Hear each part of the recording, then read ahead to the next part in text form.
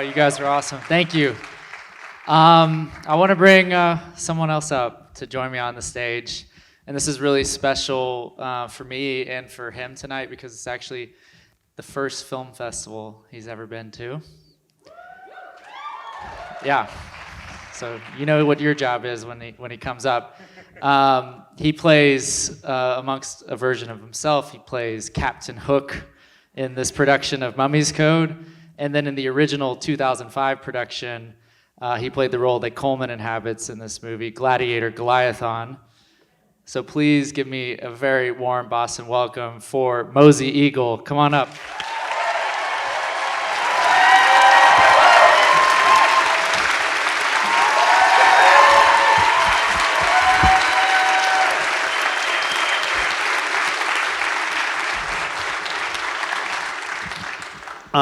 Thanks so much for both of you being here. Let's start with you, Greg. What brought you to this project? Well, as y'all heard before the show, I've been working on this for over 8 years. And 8 years ago, I was producing a short documentary inside of a maximum security prison. It was my first time ever behind the walls. And we were doing a short about something else, but on the tour of the facility, I passed by a cell, and there was a young man raising a rescue dog inside of a cell. And immediately in that one image, all my expectations about prison and incarcerated people were flipped on their head because I saw the healing that was happening in both directions between this man and animal. And I was just desperate to know more of like who was doing things differently out there. And literally in the hotel that night, I got on Google and went, who was doing things differently in prison? And right at the top of the search field was this program in New York, Rehabilitation Through the Arts. And you know, they've been covered in all the major press. They'd done all the classic plays from Shakespeare to A Few Good Men, On the Waterfront, but there was this one Esquire piece about a 2005 production for 2 nights only at Sing Sing of a time-traveling musical comedy called Breaking the Mummy's Code. And I was like, wow.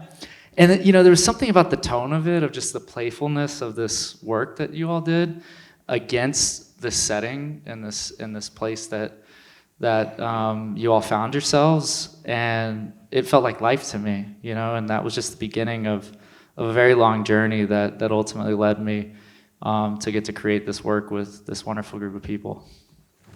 And Mosi, how did you get involved with Greg? How did you two meet up, and how did you feel about, you know, reenacting this? So one of the good people we worked with, which was Divine G, who is played by Coleman Domingo.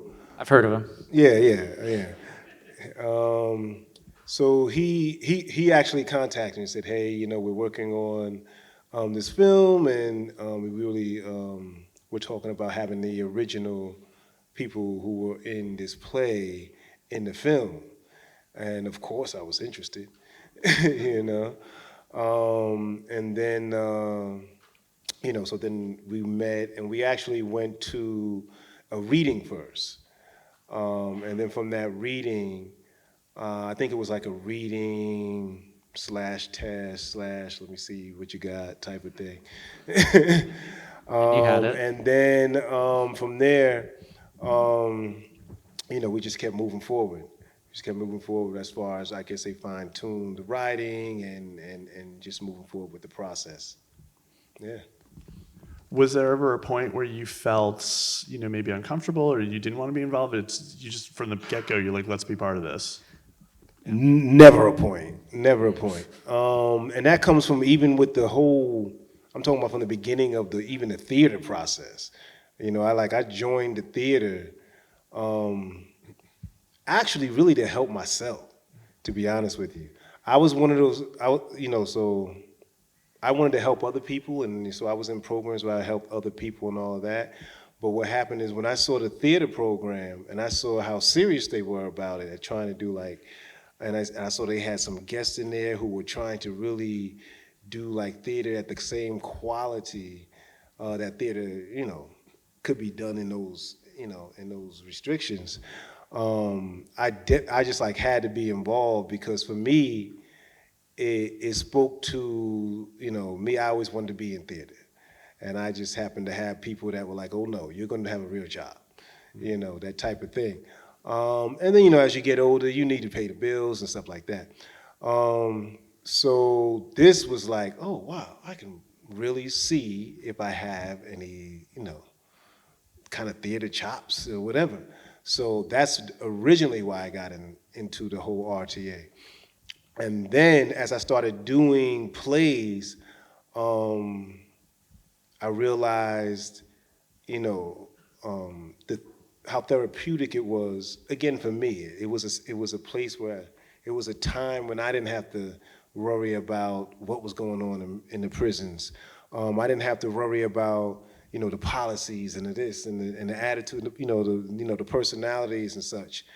And then I decided I was going to try to I was going to really try to and at that time be as good as Denzel. Yeah. Because somebody said you're trying to be Denzel, and I was like, yeah, I am. Yes. But people of that quality, they can get into a character, and you know who Denzel is. But then when you start looking at it, you forget that it's Denzel because you're looking at the character. And at that time, I didn't know about becoming the character. I just knew I wanted to try to do that, And so I was doing that. And then what happened is I played Booster in August Wilson's Jitney. And after that, a guy came and said, hey, when you was playing that, I haven't spoken to my father in over 20-something years. And after that, he said, when I saw you guys up there, I was able to go back and speak to my father. Wow. And start that conversation and just release a lot of the anger and stuff that was in me. And that's when I started to see the therapeutic side it was and how it was helping the other people in the audience too. When as I'm getting in the character, they're also getting in the character. As I'm not thinking about all the stuff and the stuff that's going on, they're not thinking about it either if we put on this quality stuff. And that helps to, start this process of change. Right. Yeah, absolutely. Wow. I love the way you talk about art. That's the way we think of it too. That's super exciting. I love when, I love this idea of art as therapy and art as the way to connect people. That's something we're very about. From a process standpoint, you're working with a bunch of actors playing some version of themselves, but then you're also working with Coleman Domingo, who's playing somebody else. So from your perspective, as a director, as a writer, how tricky is that? Or It wasn't actually tricky. It was actually the gift of this process, which was what happens within this exchange, of the alchemy of bringing our established cast of Coleman and Paul Racy, props to Paul too, he's amazing in this, and Sean San Jose. They're bringing sort of all this wealth of screen experience, and for our alumni cast, they have an extraordinary amount of experience on the stage. But then it was like, okay, how do you bring all of that, all of this into this frame where this is now the whole world? And that really was, I think, more of the transition, to screen acting. And then our alumni cast are like, this is what it was really like, in every dimension. And they were able to bring that into the conversation with our established cast. And through that dialogue, that's what really, I think, elevated the ensemble to the heights that it really transcended to. So were there parts where, you're reading the script and you're like, that's not kind of how it was like, you need to move it, or that you worked with Coleman and said, maybe that's not totally right, and you kind of had to kind of adjust a little bit, or? Coleman Domingo showed why he's Coleman Domingo. Because for a person who has not been in prison, he was really able to come in there and really get the sense of us, as the characters. He was playing Divine G. And yes, Divine G was there and he was talking to him and all of that, but he played Divine G. Like he picked up his little nuances and little stuff, and it was like, whoa. Like if I was looking, like I would be like, oh, that's the G family right there, you know. So there really wasn't like stuff we had to change and like, oh no, that never happened, or that's not authentic, or that's not no, because he's just so good at what he does. Yeah. One quick anecdote about Coleman is a scene I think about often, which is the end when he finally gets out. Mm-hmm. And I think he really carried a lot through the friendship he formed with you all and starting to internalize what the time took, you know, and the cost of being inside. And when those gates finally opened for him, you know, that burden really sat. And he pulled me aside before that wonderful moment where he and Clarence meet again on the outside. He pulled me aside. He was like, hey, this is a lot right now, and I don't think I can take it. So you have to promise me that Clarence doesn't touch me.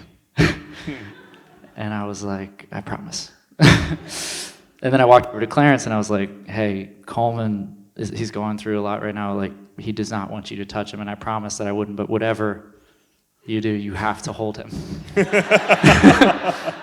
And so, like, when you see them connect like that, like, it all bursts out, yeah. You know, of just like he had held on so tight on this journey making this film and through his friendships with you all, that it all came forward just through that tenderness that Clarence offered him. And the rest of that scene was just them, you know, nothing else was scripted about that. So you mentioned Paul Raci, who, you know, I think in Sound of Metal plays kind of a similar character of empathy. And one of the things that I really love between the relationship between him and Divine G is that they're sort of like, he's there to be the director, but he's also really empathetic to what Divine G is going through, and he's willing to step back when he wants to step up and say like, well, I actually have a note or whatever. And I'm, you know, how much of that is you in this case saying like, I want to defer to you guys? It really was a conversation, but I think it's also a testament to how wonderful a soul he is, because that's a very delicate role to cast, because you cast the wrong person and it just pulls all the attention away from where the story's really happening. And we've seen that movie many times before.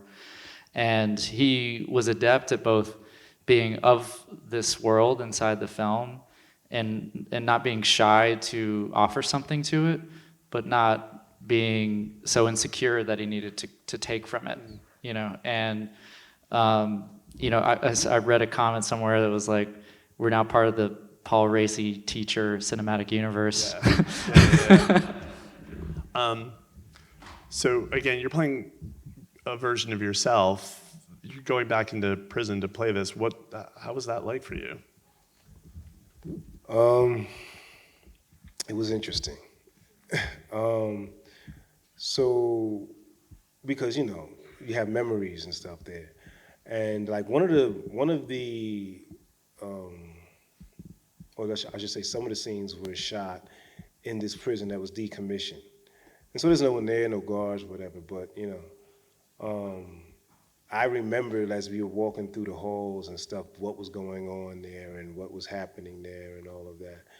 And you had actually been incarcerated at Downstate. Yes, and I was actually incarcerated in that prison, and it wasn't nice. That was like one of the worst places to be. So, but there was a time though. There was a time when I was walking to go somewhere, because in that prison, like there's shortcuts to go everywhere. You can go through here, you know, go through different hallways and go down. And so I think they were shooting somewhere, and I forget where I was, but I tried to go there and take this shortcut that I thought I saw everybody go. And I ended up somewhere else.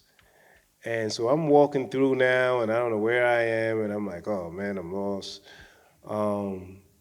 But then that was like an extra moment of freedom for me, because I realized, hey, I can be lost. I could walk around this whole prison if I want, you know, and nothing, you know. So that was really like, I guess you could say a closure, but it was really more like a liberating aspect of shooting a movie. One thing, I don't know if you felt this way, but Clarence Macklin speaks a lot about like the challenge of putting greens on again, and many of our casts, I don't know if it was like this for you, but have never worn green in their wardrobe ever again. Oh, yeah. You're okay. And so putting that back on, that was actually one of the more intimidating aspects for a lot of our cast, because, and Clarence says, like, when he put those greens back on, he didn't know if it was conscious or subconscious, but they itched. His body itched putting them back on. And then he paused and he started to realize, like, the purpose of of the story that I'm trying to tell is overcoming like whatever discomfort I have, and that it's worth it in the end. And then what started to happen was like, oh, this is now not this mandated uniform, but now it's a costume. Right. That I can express myself through, and really show who I am. Right. Because many of us, that was like, part of our release. I will never put these back on again. No matter how hard the times are, if I got to work 3 jobs, and an extra part-time or something, and I'm going to do it. So then it was like, this wasn't an obligation to put it on. It was like an opportunity. And we had to look at that. And once we evaluated that and let that, internalize, it became easier to do that. What's next for you? Thank you for that. I will say there's a few things that I'm really looking at, and I'm also, one thing I'm hoping is that it's not going to take 8 years for the next film, but if it is, so be it. If I can make something like this, making this film has completely reoriented my priorities. It's set a new standard, in terms of the people I got to work with, the process of how we built this. I'm really interested in continue to expand a model that we started on Jockey that we also did on Sing Sing, where everyone on our project, from Coleman through us, through the rest of our cast, through production, we all worked for the same rate. And then we all also own the movie together, and I think that process really enabled a lot of the work that's shown here, because people felt like they were truly a stakeholder in this and could give their best work. And so I'm also interested in how do we change some of these systems and make things fairer and more beautiful for artists. Thank you. Mosi Eagle, Sing Sing. Thanks, everybody.